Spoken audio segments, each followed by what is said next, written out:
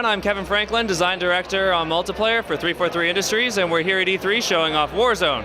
So break down Warzone, what this experience is all about.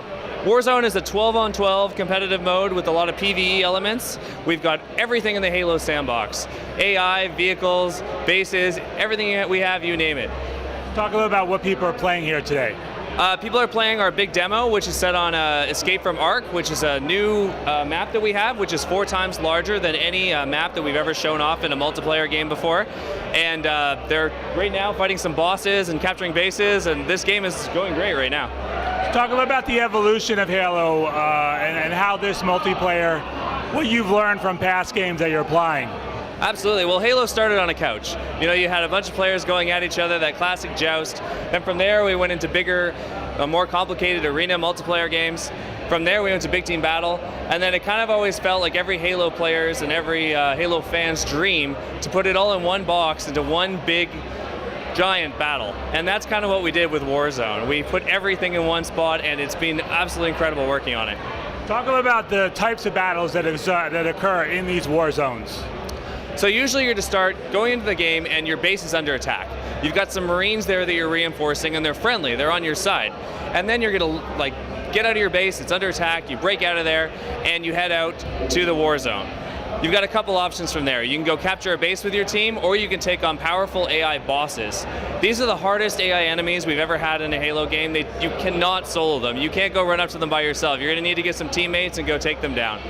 So what this creates is all sorts of dynamic objectives where teams are going after potentially the same objective at the same time. And the most exciting parts for me are when 2 teams go after a boss and all hell breaks loose. It's crazy. You've got Banshees, you've got Mantises, you've got our new vehicle, the Phaeton, which is a Forerunner VTOL. It's absolutely incredible.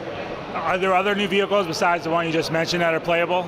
No, the Phaeton is our new one, yeah. Talk a little bit about how many players on each side when it comes to this mode. This mode has 12-on-12, but you also have AI Marines that are supporting your team. So how many people are on the battlefield altogether? There's 24 players on the battlefield and dozens of AI companions. Yeah. How does that impact the way you guys made these maps, having that many different characters on screen?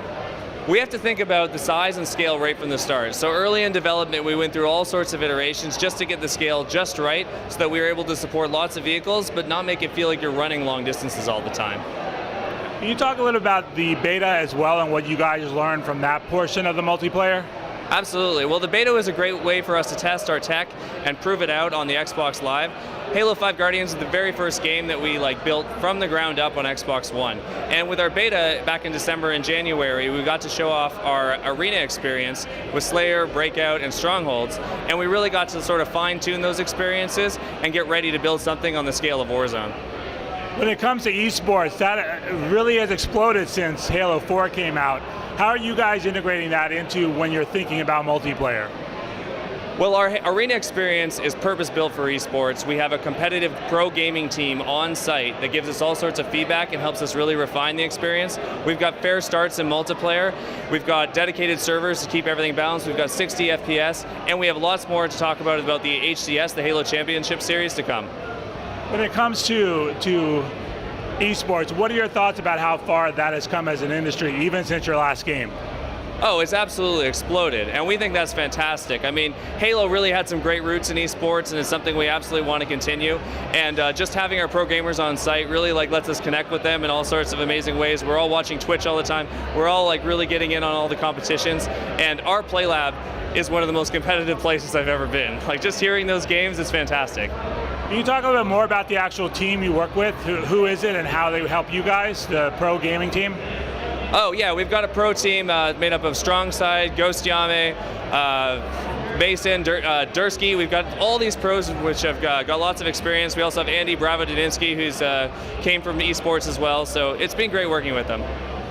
What are your thoughts about how quickly those guys pick up and adapt to what you guys create in these levels? Oh, it's instant. I mean, if we make one change in the game, those guys will tell us about it. Without us even letting them know. If we change the Magnum or we change the behavior of the rocket launcher, they're going to be emailing us or hitting us up on IM, letting us know, or we'll go and talk to them about it in playtest. And all those little differences come out in playtest. So I can't stress enough how much we iterate just with them and get through all those cycles.